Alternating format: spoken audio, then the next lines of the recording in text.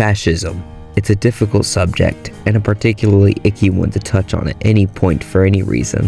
However, it seems like I've already offended an eighth of everybody on the planet, so what have I got to lose?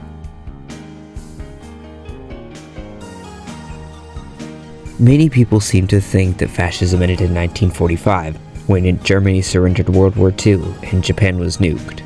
Twice. Others might think it ended in 1975 when Francisco Franco died and Spain transformed into a democracy. Some may even assume that it still exists in the form of Afghanistan or Turkmenistan. However, many don't know about the fascist nations that still exist today. The criteria for a nation to be considered fascist are the following: authoritarian control, the state under a single party having control over media and other means of communication in everyday life. Suppression and opposition. The state under a single party would go to extreme extents to maintain their power and control over their power, even at the expense of the citizens. Lastly, ultranationalism. The state would take extreme measures to drive home the idea that their race or races are better or superior to another. To put it simply, also grossly, racism.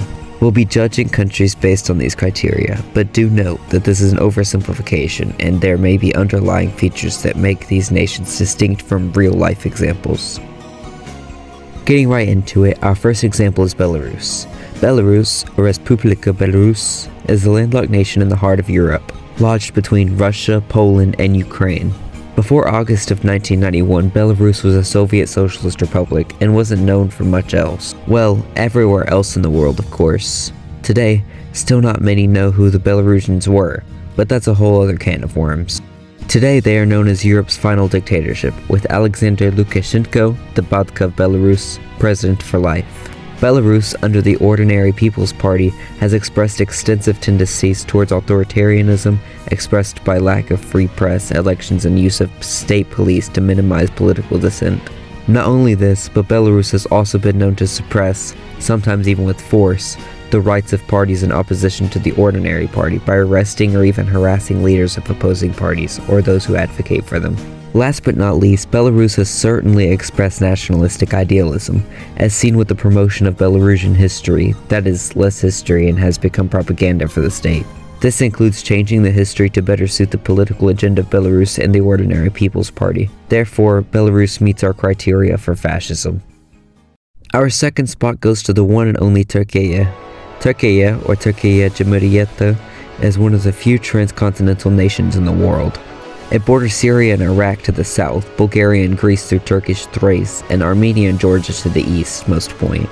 They have access to the Mediterranean Sea and have full control of goods in and out of the Black Sea by naval through the Bosphorus Strait. They are a member of the North Atlantic Treaty Organization today, however they might be the least free of any member. Turkey, as of 2023, is under President Recep Erdogan, the 14th president of Turkey.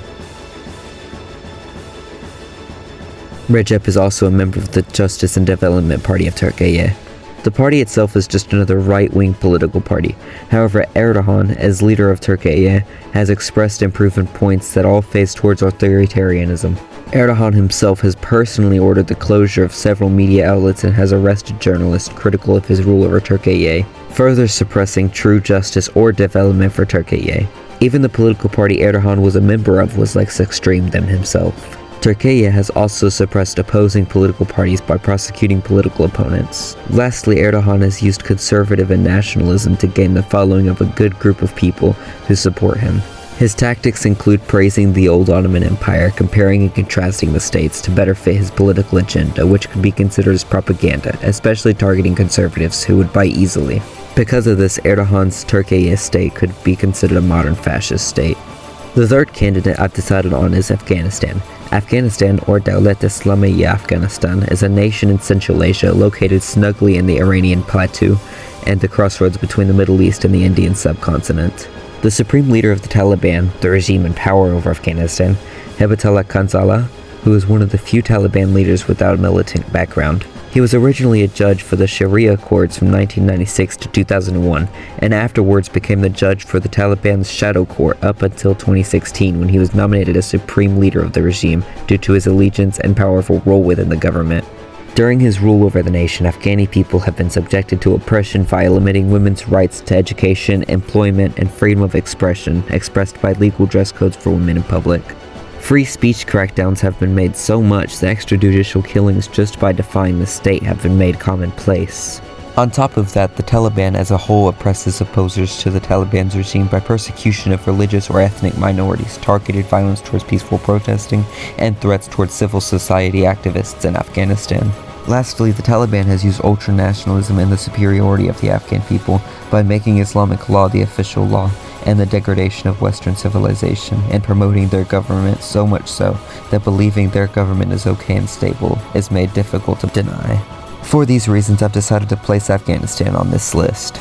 Number 4 on this list I've decided is Russia. Russia, or Rossiyskaya Federatsiya, or simply Rossiya, is the largest nation in the world, and perhaps even the most powerful due to their arsenal of nuclear weapons. However, recent events in Ukraine have proved otherwise. Without opening that can of worms, Russia is also the nation with the tightest grip on media across the world, where China and North Korea fail to do similar. Despite the tyrannical control of Vladimir Putin and the police state of Russia, many people, often younger generations, are on average supporting Russia in the conflict without measuring the internal politics of the civilians in account. Vladimir Putin is the president of an independent party, not any predetermined party of Russia, making Putin by default leader. Putin's control over Russia has been controversial to say the least. Vladimir Putin has cracked down on public television channels that would spew propaganda on the Ukraine war and on Western civilization. When combined with peaceful protests being destroyed and homophobia running rampant through the state, they are a large indicator of authoritarianism. Not only this, but Putin has a record of assassinating political opponents any and all times he's capable to. Lastly, Putin has used nationalism to fuel the war in Ukraine by blaming the war on Western encroachment and NATO via Ukraine itself and other states. Taking this all into account, Russia meets the 3 criteria and can be considered a fascist nation in 2023. Fifth here is of course the People's Republic of China. China, or Zhonghua Renmin Guanghe Guo, is the world's leading communist nation. They are bordered to the north by Russia and Mongolia, North Korea to the east, Japan across the sea too, and Kazakhstan to Kyrgyzstan in the west. China is the largest communist nation by land area, and the second most powerful nation in the world, only topped by the United States. China as a whole is solely dependent on trade for its economy, however. The president of China, Xi Jinping, is a member of the Chinese Communist Party, which is coincidentally the only legal party in the state of China. China has a record of human rights abuses, authoritarian laws, and crackdowns on free speech. In particular, crackdowns on religions such as Uyghur Muslims in Xinjiang, where mass detentions have been normalized, and moderation of every aspect of life has become routine. The People's Republic of China has protected their one-party system by, well, illegalizing other political parties. It's hard to be a political party that's opposed to a one-party state while abiding to the laws in a nation who has illegalized other parties. Even besides this, China has created a sense of nationalism in their people by using the history of China to glorify violence by promising the opposite, justifying acts such as the annexation of Tibet with "our ancestors did it and they were great," as well as creating a sense of danger from the West, promoting idealism that the West is more strict and controlling. These factors combined create a sense that China has become a fascist dictatorship in 2023. Before we get to the final entry on this list, let's cover some honorable mentions.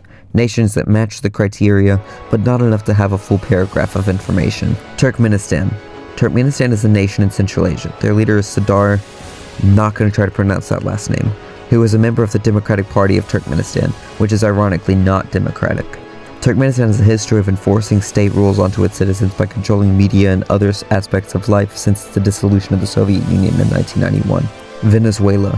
Venezuela is a nation in South America, who is currently being classified as the worst economic crash in the 21st century. The president is Nicolas Maduro, who is a member of the United Socialist Party of Venezuela.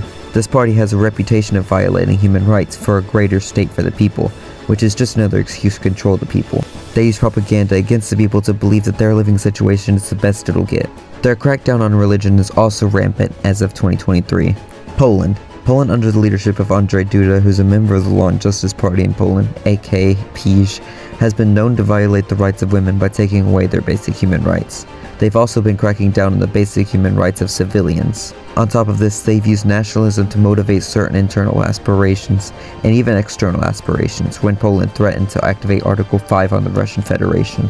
These nations match some of the criteria provided, but to a lesser extent than others. Of course, the Nazi regime of the 21st century, hell on earth, North Korea. North Korea, or Choson Minjujui and Min Kangwaguk, who I'll refer to as Choson for simplicity.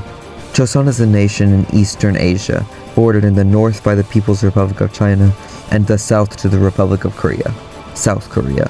Across the sea lies Japan, too. Choson is situated comfortably in the smooth and arable terrain of the Korean peninsula, where the rest of Asia meets with the peninsula. Choson has been, and still is, causing problems in the international means of the world by threatening the likes of Japan with war, and threatening the People's Republic of China with war if they don't continue trade with the small but feisty republic. After the fall of the Soviet Union, Choson became insanely poor and impoverished, but remains one of the largest military states in the world.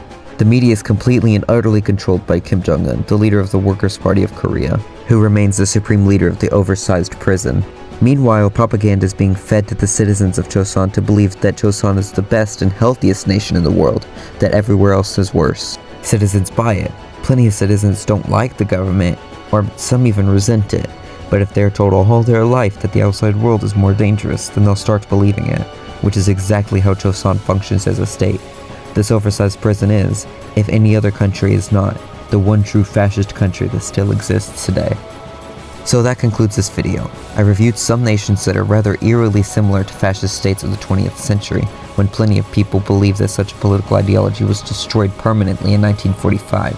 However, that just isn't the case. There's always going to be another dictatorship, so long as the sun continues setting. However, that concludes this video. I hope this video has been informative. If I've said something silly or outright incorrect, please let me know in the comments below. Did I miss anything or overlook an important topic? Feel free to let me know as well. However, that's all for now. Goodbye.